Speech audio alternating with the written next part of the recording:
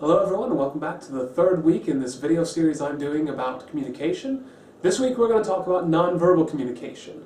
So we're going to do the bad news first. And the bad news is that nonverbal communication is a huge, enormous, incredibly large field.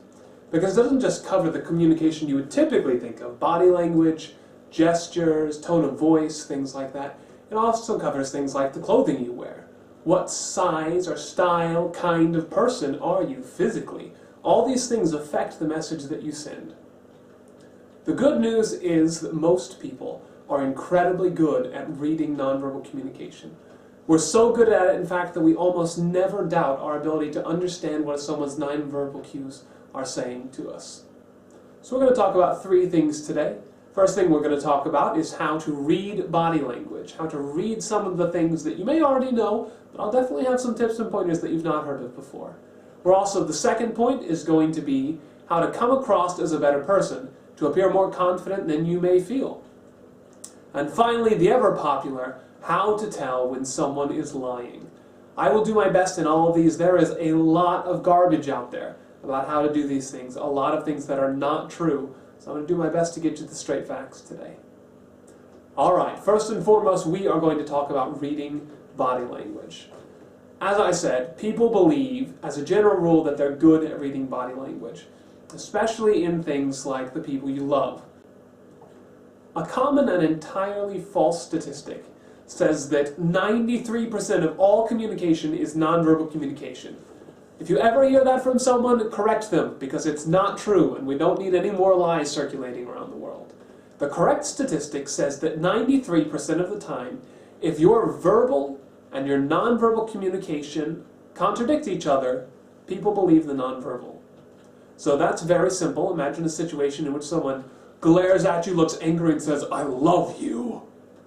You're not going to believe them because of the nonverbal cues that they're sending you. That's what that statistic is all about. So correct someone if you hear them say it. If you would like to learn to read someone's body language, there are all sorts of guides about particular mindsets, particular emotions, cognitive states that come across in our body language. I don't have time to go through those, but we are going to cover some of the basics. A lot of these things you'll be able to learn on your own if you take some time and just ask yourself some simple questions. The first thing you want to ask yourself is, imagine yourself as an actor for just a minute, and someone has given you the challenge to say, "I want you to portray this kind of person." How would you portray whatever it is, and then pick a part of yourself that you would portray that with? So for example, how would I show someone that I was anxious with my hands? How would I show someone I felt aggressive with the way I stood? How would I show someone I felt submissive with my eye contact? A lot of these things you may recognize. Dominance is a classic one that has been studied a lot. Very easy to recognize. Think about, if you were a dominant person, how are you going to stand? Are you going to stand with your chest out, your chin up a little bit? Probably, if you're a man especially, your legs are going to be spread apart, fairly wide, about shoulder width apart. You may even have your hands on your hips. Think of the classic Superman pose. That is a man who feels dominant, and you can tell by the way he stands. A lot of these things, as I said, you know them. Now I challenge you to start looking for them and see if you can recognize small, subtle things that you may not have thought of before.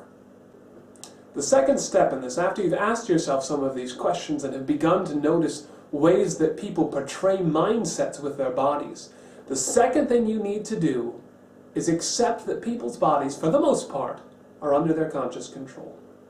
Which means someone can lie to you with their body language just as easily as they can lie to you with their words. Someone may be trying to appear more confident than they actually are. Someone may appear anxious, not because they feel anxious, but because they've had a bad day and they don't feel like interacting with you. Body language can be misleading, and we have to get past this innate idea that we understand true body language. The third thing to do once you've accepted your limitations is always look for clusters of particular kinds of body language or nonverbal communication instead of a single instance. If you're talking with someone, there's a misnomer that liars often touch their nose. If you're talking with someone and someone reaches up and touches their nose, they might honestly just have an itchy nose. It doesn't mean that they're lying to you. Now, if you've had an entire conversation with them and they've been perfectly normal, and then suddenly at the last minute you ask them something personal and they start to act nervous and they lose eye contact with you and they touch their nose, all those things together, that's a better sign that the person is anxious because of what you're asking them, and it may be a sign of deception. So, that leads to our final point. The final thing to consider is you must have a baseline. A baseline is the way a person usually behaves. That is what you always compare people's behavior to. So it might be that you come across someone and you're talking with them and you think, man, this person is giving off all the signs of being a liar.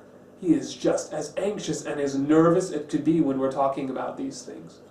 It could be that is an anxious and nervous person. He would be anxious and nervous if you were talking about the weather. He could be anxious and nervous if you asked him about a basketball game. Any of these things could make him nervous.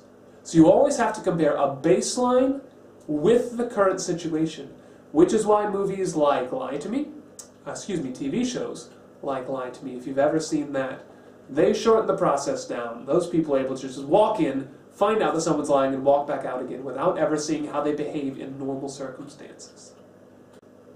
So we've talked about some simple questions you can ask yourself to start recognizing different kinds of nonverbal communication, how you can compare it to a baseline, how to look for clusters of signs, and to accept that some of these things are under people's conscious control.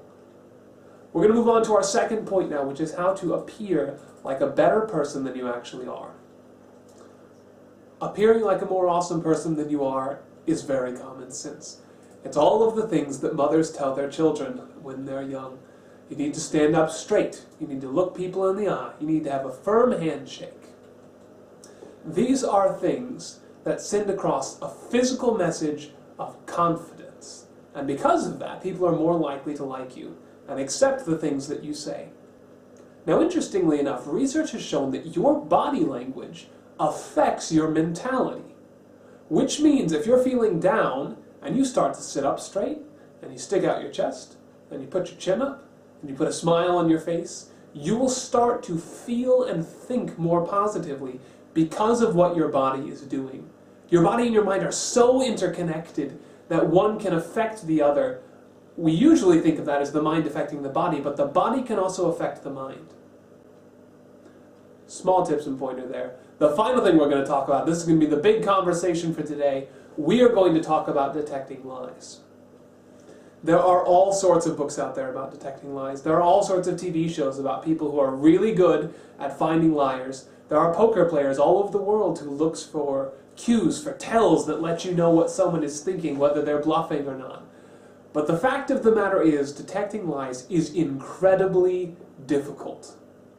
The simple truth is that people vary a lot in their ability and talent at lying. Some people simply can't do it. When they lie, all of that nervous energy blossoms up inside them and pours out of them, so you can totally see it on their face, in their hands, in their posture, in their tone of voice. Everything gives them away. There are other people who don't mind lying, so they don't have that overflow of energy to give them away. And those people are almost impossible to detect unless they have some small tell that you might be able to find through repeated interaction with.